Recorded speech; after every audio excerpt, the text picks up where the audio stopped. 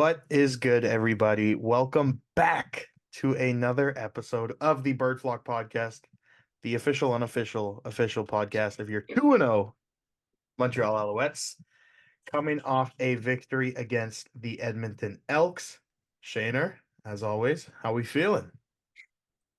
Same old Elks, as I said, Yeah. but maybe not. You know what? They looked better. I think in past years, Montreal kind of routed them probably in this situation. So it looked better. Made it a close game towards the end. But 2-0, no better feeling than being undefeated. How are we feeling? I'm feeling pretty good. I think Big that birthday episode, by the big way. birthday, Epi. Thank you, For the sir. listeners, Dawson, big birthday episode, Yes, buddy. sir. Yes, sir. Appreciate it.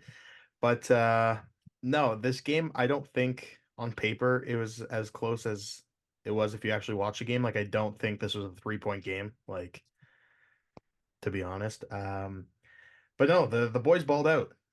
Obviously, final score 23-20 for the Montreal Alouettes. Cody Fajardo, 20 for 30, 270, and two touchdowns. MOP. MOP. The all-star of this game, and I know Shanner's fired up to hear it. Walter Fletcher, 12 carries, 82 yards, and a touchdown. Three receptions, 61 yards, and a touchdown. I think I did call Fletch. I don't know if I called him two touchdowns or one touchdown. I think I said one, but no, Fletch was absolutely on one this week. Hey man, I said it last week. I said the fan club was back.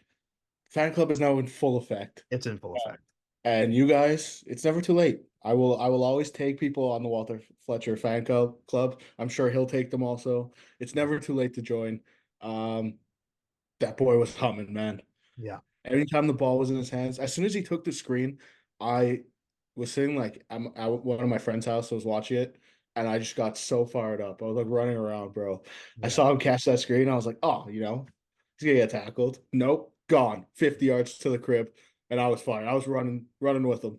Made a man miss, was stumbling through some other people, caught the ball with so much forward momentum, he almost fell over.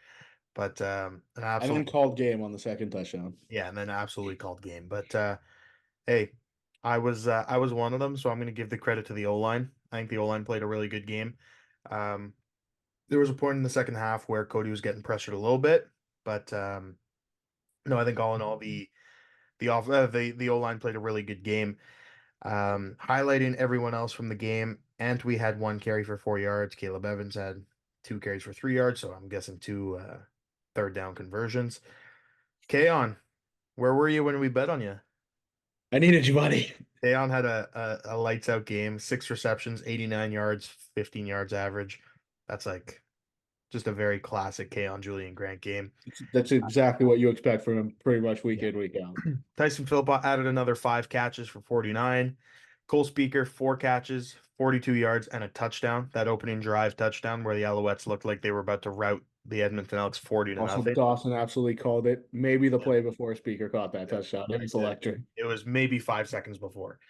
I said Speaker touchdown incoming, and then I see him go on his little waggle. I see Cody roll out that way, and rest is history. I thought he missed him. I'm not gonna lie. Well, I mean, he kind of did. Speaker made a great play. And then Charleston Rambo, two catches for 28 yards. They were two clutch catches early on in the game, one on 2nd and 6, I think, and the other on I think it was a 1st and 10. He got the first down there, but he's slowly coming together in the offense. I saw it early in the game. I thought he was going to be Cody's little check down guy, but turned into the K-On show and the Walter Fletcher show. But no, I'm still excited for Charleston Rambo. I think he's gonna really keep building on his CFL bag of tricks. And then over to the defensive side of the ball, we'll skip the tackles for a sec, but I called it. I said McLeod Bethel Thompson's gonna come out and he's gonna want to chuck one. I said Dequoy was gonna come down with it, but he forced the ball downfield two times, and Nafis Lyon and Kavion Ento both came down with an INT on balls that were clearly forced down the field. Not necessarily to Gino, but it's exactly what you and I said on last episode. They're going to force the ball down the field. They're going to come out hungry, and our secondary can really hang with anyone in the league. Yeah, agreed. You know what? Through two games right now, Nafis line is looking fantastic outside on that short side. Um, and Ento is just picking up right where he left off with the interception last year in the in the Grey Cup. Did he get one in week one? Pretty Ento, no. no. I Ento thought it is was just for some reason, Dequan. Dequan. it was DeQual, yeah. Yeah, So you know what? Three picks already for the defense. Ruffin also almost had one on the sideline. yeah. I think it was early in the second quarter or something. Uh, so Montreal's balling. Talk about the tackles. I said last week Bryce Cosby's probably not going to be used off the edge as much as Reggie was. Boy, was I wrong. Yeah. And he looked fantastic off the edge. Came away with one sack. And I think like the play right after his sack, or it was the play before his sack, could have got the second one. Yeah. He was right there in MBT's face. So I was wrong. I'll admit I was wrong. Very happy to be wrong on that one. Came away with 7 tackles in his first start. Can't really It's ask for more. a very Reggie Stubblefield stat line. Yeah, Like, no, and then the rest of the way, Bev led the way with 9 tackles. classic. Yeah, The Sankey had goat. tackles and a sack, and it was a big sack. That was he laid the boom on MBT. And then this one fired me up. Obviously, Bryce Cosby was 7, but Jeff Conte Arcu had 5 tackles in that game. Dude, Plus he a looked quad. good. He got a lot of playing time. Yeah, he looked really good. Dequa had 5, Lyon had 4, Ruffin had 4, Moultrie had 3, Najee had 3, Ento had 2, and then Mustafa Johnson had a tackle and a sack. And then, So maybe the play of the game by oh Mustafa my Johnson. God, that third down Maybe the stop play of the game. was Dude, he was in the backfield before the ball was snapped. yeah, no, it was ridiculous. That was absolutely insane. On who has historically in the past 3, 4 years been arguably up there with Dommy D for the Yeah. best short Short yardage yardage. quarterback in the league. Strevler obviously last year was with the No, Bomb. Crew Cup this year. Oh, Prukop, yeah, that's what I Yeah, was. Crew Cup. Yeah, Yeah. who was last year with the Bombers. Yeah, no, that was the play of the game for sure for me. That was unreal. Dude, I was looking down at my phone, all of a sudden just like the play's over. I was like, how did that even happen? Saw the replay. Dude, I'm telling you, like he was off the ball before I even think the quarterback said hut, man. Like, It was insane. It was insane. And then David Cote went 1 for 1 on field goals with his career-long 53-yarder. Did miss an extra point, however, but no, I missed the field goal also. he did miss a field goal, eh? I missed the field goal late in the fourth. Yeah, and the extra point. But he did put up I think it's a career-long 53-yarder. And the game was sealed with my rookie of the year, Jeff Conte-Arcu, recovering that onside kick on a crazy onside kick. I don't know if you saw that. The Yeah. way Beatty kicked that ball, Yeah. absolutely Made me nuts. a little nervous, I'm not gonna lie. Yeah. But yeah, then just jump into the Elk side. I mean, McLeod Bethel Thompson threw for 300 yards because he threw the ball 42 times. Dude, he's thrown it 80 times in 2 games. Yeah. That's ridiculous. No touchdowns, 2 picks.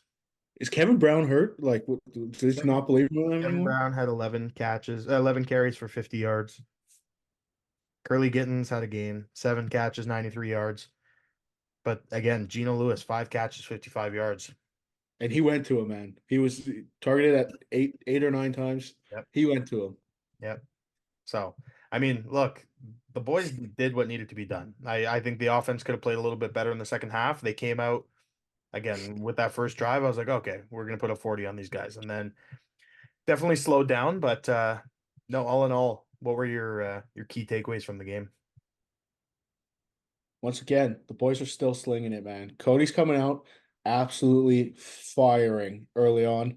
And that arm, like I said last week, don't know what he did in the offseason, but it looks rejuvenated, man. Does He's throwing that ball on a rope yeah, he's slinging it. further than I think he ever threw it last year. We said it at the beginning of the year, we need Saskatchewan Cody back, and I think we're getting there right now. Oh, we're Uh, getting it. he's balling out. Um, and it's no shock that they're 2-0 with the way he's playing. 100%. I think my biggest thing was it was my key to the game on offense was who's gonna step up and fill that Tyler Snead role of the check down. And one name that we threw around was Kaon, and I think that was definitely what happened. Obviously, he took the top off him a little bit with Kaon, but it felt like he always had him or Philpott running those in breaking routes down the middle and on second down, second and long, a few conversions where hit to those two. So I think that answered my question for sure.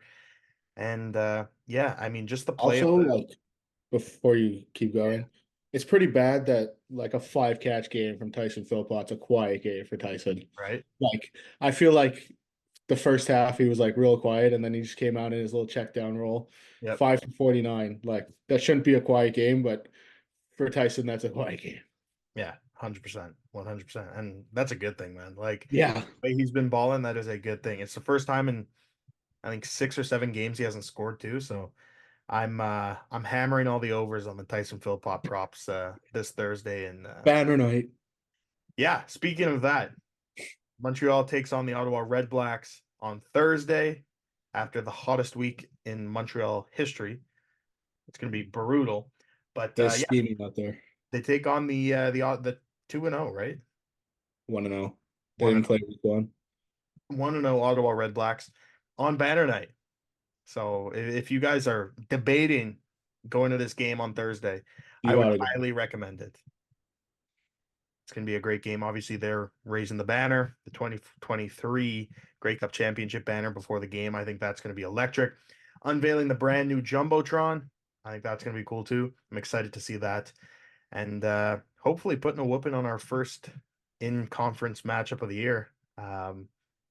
Shane, the Redbacks played the Winnipeg Blue Bombers last week. Obviously, went to 1-0, beat the Blue Bombers. Did you watch much of that game? Did you catch any like what's your main thoughts? Obviously, they won 23-19. We'll go through the stats again, but I'm curious to hear your thoughts on the game. I didn't really catch the game. I was busy, but looking at the stats, nothing really pops off the page. I mean, the defense gave up like nearly 300, I think, to Caleros. So 285 on like just under 50% passing. So, if that's something that they're not going to be good at covering, that's obviously something that Montreal's been exploiting so far this year. So I think that obviously bodes well. But looking at their offense, Drew Brown threw for 238. If he's, throwing for 238 on a team that, Fajardo threw over 250 on, I think that Montreal's defense is laughing the way they've been playing. And Mhm. Reichelt Armstead ran for 95 though, so I could see them trying to push him in the run game. But like we said, Mustafa Johnson made the play of the game last game, so probably not a guy you want to run at too many times. So probably going to go outside a lot. Um, Interested to see because they have a lot of big name receivers: Dominic Rhymes, Braylon Addison, Jalen Acklin. Which guy, you know, Drew Brown kind of focuses on most? I would assume Najee Murray is gonna, you know, get the bigger slot playing halfback. So I'm Mhm. interested to see how he could lock them down and kind of, I guess I would say his first major test of the season so far in week three. Yeah, and one guy you didn't mention in that receiving core too is Justin Hardy, who, in complete honesty, I am not entirely familiar with his game, but he went for 7 catches, 111 yards, and a 111. touchdown. He was obviously a big target of Drew Brown, so that's definitely one name to look out for, and someone I'm actually excited to see. I don't know how much he'll play or how many balls he'll get, but the first round pick Nick Martiner this year, a guy I wanted in Montreal, uh, I'm excited to see him play. But yeah, I mean, you look at that game against the Bombers, and nothing jumps off the page, right? Obviously, the Bombers, by the looks of it, also didn't have Brady, which I didn't know. Brady was out and someone And else was out. Kenny Oh, Lawler, Kenny Lawler's out. Kenny Lawler was out. And another quiet day for Dalton Schoen, 4 for 43. It's very, I very don't know what's going on. and again, Caleros, no passing touchdowns, Two picks. 2 picks. Maybe play your boys in the preseason, O'Shea. But no, I'm looking forward to this game. I think it's gonna be overall, I think our toughest test of the year. Do I think the Blue Bombers are a better team than the Red Blacks on paper and will probably end the season better than them? Yes. Do I think it's going to take them a few weeks to get into the swing of things, especially with, no Brady, no Kenny Lawler, no Caleros in the preseason, anything like that? Yes. But No, I think the Red Blacks are going to pose a good challenge, but I honestly think, and it sounds cheesy or cliche, I think the boys are going to come out absolutely buzzing on banner night. They're going to see that thing go up. Have to. They have to, right? They're going to see that thing go up. Anyone who wasn't on the team last year is going to want one. Anyone who was on the team last year is going to want another one. So I don't see a way they don't come out absolutely buzzing. But we could see the return of some key players this week as well. Obviously, Reggie White Jr. activated from the 6 game injured list last Very. week, didn't play against the Elks, but I would expect him to make his season debut tomorrow, Thursday. That would just fire me up. That's just a dimension right now that they don't have in the receiving core. And a guy that's been missed. I know it's tough to say that when you won a Grey Cup and had Austin Mack last year, but a guy that was missed, a guy that was their number two receiver, behind Geno Lewis when he went down 2 seasons ago. But I'm sitting here looking at Nick Dembski's stats, 3 for 58. It's probably around the base, the floor for what we should expect Tyson Philpott to put up on Yeah. um, Thursday night. Pretty much, I guess, similar players, similar used players. So if Tyson Philpott's uh, yardage is under about like 53, you should be absolutely hammering that line. And I'm sure it'll be probably in our betting lines, but no, this team is a team that everyone's kind of scared of. Ottawa said they got better, and we talked about it. You can't really get worse, so obviously you have to get better. But Better. everyone's saying like they could beat Montreal for number one. So I mean, obviously the betting lines don't think so, seeing how it's Montreal -7 on Thursday right Is it now. really? Yeah, Oof. yeah, it's Montreal -7. So this is not just, a test for Montreal, but this is a test for Ottawa to prove that they can hang with the big dogs. So I'm excited to see how they come out. Obviously, like you said, Montreal is going to come out firing. This is their night. This is the night they've been waiting for. Had to wait till week 3. Again, we've talked about it, but not going to get into it again. Yeah. Uh, yeah, this is a night that they've been waiting for, so they're going to come out ready. There's no way this team's coming out flat. You know, they got Mo Bamba playing on that kickoff every time, Sure. so the boys will be dancing. And big game for Pickett. He's going to come in. He's going to try and be a menace. He left Montreal last year, went to Toronto, and Montreal routed Toronto in that East final. In case you forgot, so he's going to come out buzzing. He's going to come out stirring some stuff up. So. Got to keep him on check. Absolutely. Yeah, I mean that all of that stemmed from, my comment of Reggie White Jr. making his way back into the lineup. Another guy that was a full participant in practice yesterday is Dylan Wynn.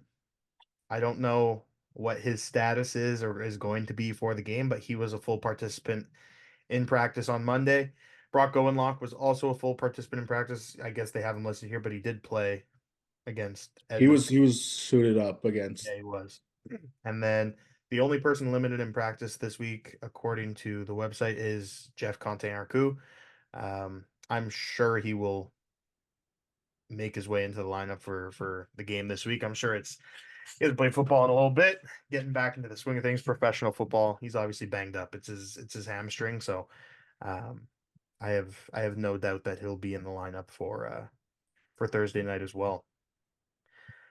Now you just kind of touched on it, Shaner, but obviously what we do before every game, want to break down a key to the game on offense and defense.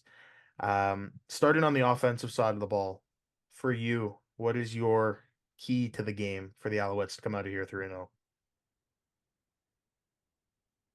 Speed flex.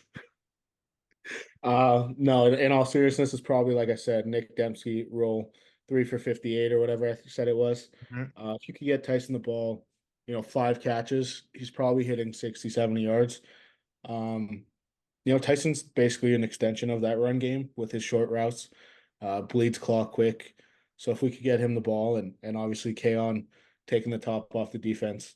But I think it's going to be developing more so of a third receiver. I think when you look at the stats, Cole Speaker was obviously the third receiver. 8 targets is a lot, but he only came down with 4 of them. Whether all 8 targets were catchable, that's not something I really remember off the top of my head. But um, kind of getting it more, and then I think if Reggie White is playing, he'll probably step in get one or two catches. Probably not going to come in right away and take Rambo's role, Mhm. obviously, after not playing for a season and a half. But I think it's really that third receiver. So Cole Speaker, I'd like to see him hit 5 or 6 receptions. Um, but it depends. Are they going to come out running after the way Fletch looked last week? Yeah, 100%. I'm kind of on the same boat as you, right? I find the front seven for Ottawa, in complete honesty, I find it a little intimidating. You have Malden, you have Cleon Lang, you have Kenny Pickett. I keep calling him Kenny Pickett.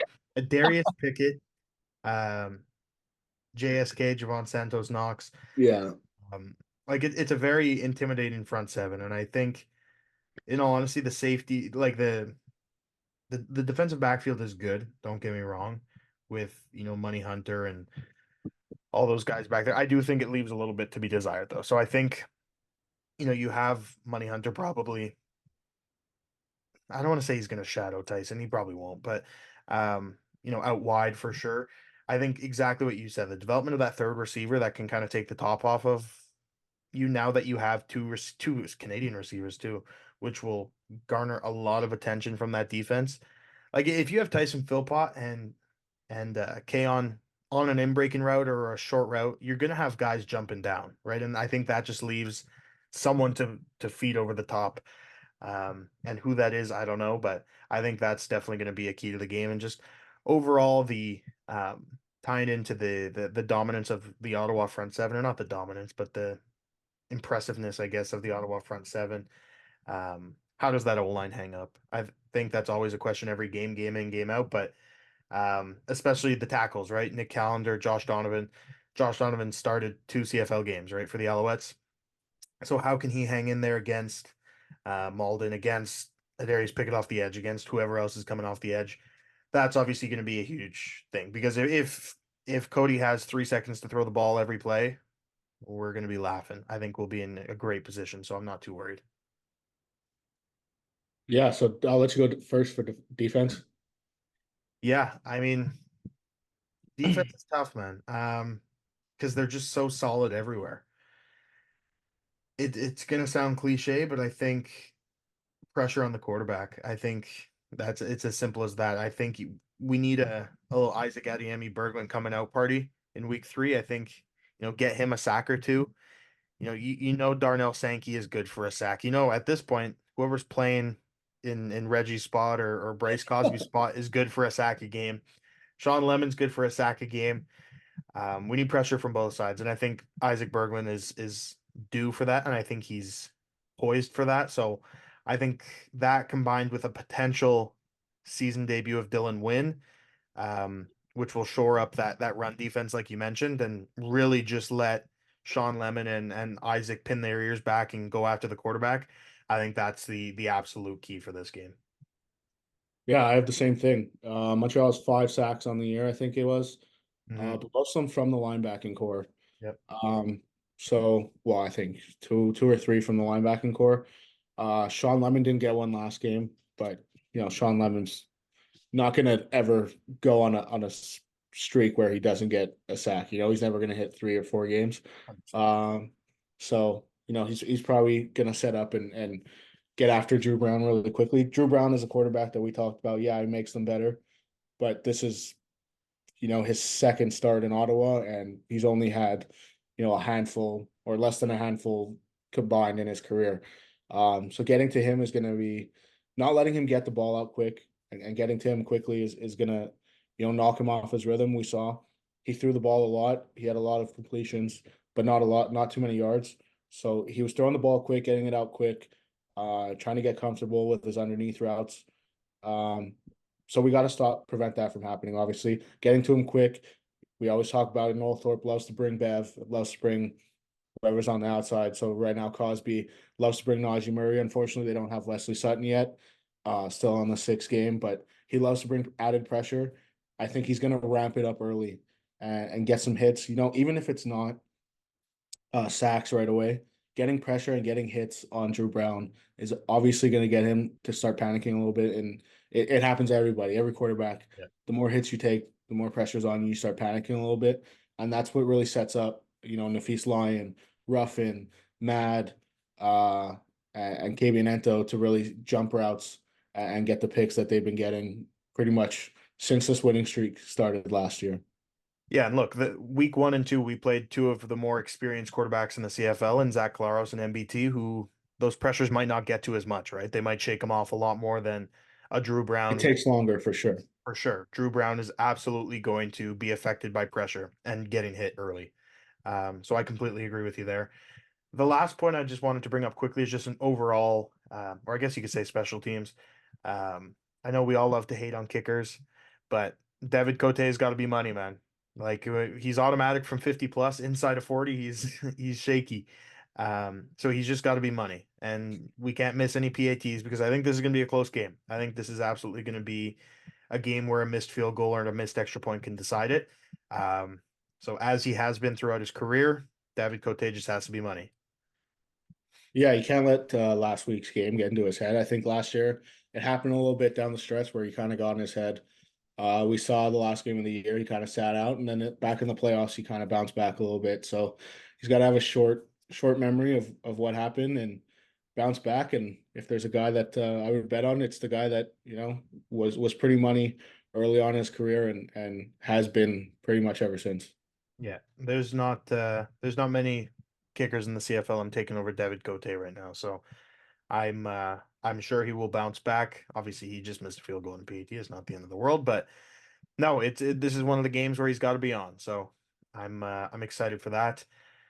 Shaner, as always, give me a score prediction. So this is a tough one because, like we said, they beat Winnipeg, but they beat Winnipeg without two offensive stars. Yep. Um, Montreal beat Winnipeg by like 15, I think it was week one. With everyone. Um, so I'm gonna say Montreal 26, Ottawa 18. I like that. I'm gonna go Montreal 27, Ottawa 20. Boys are covering the spread. Yes, sir. Absolutely. I'm a push, You're right? a push. You're I'm a a push. push. But no, Shaner, did you have any bets that you wanted to go over, or did you want to save that for the IG? I haven't looked yet, so we're gonna save it for the IG right now. All right. As always, guys, you about probably 2, 3 hours before kickoff, check in to our Instagram account, Burflock Pod, for mine and Shaner's game day bets. Um, We were so close to going 3-0 last week. yeah, Extra point just got us. yeah, that extra point just killed us, but yeah, check that out on our Instagram. As always, drop us a follow on that Instagram and drop a like on this video if you're watching on YouTube. And we will see you on Thursday night at Stade Percival Molson for the first home game of the 2024 season. Banner night. Yes, sir.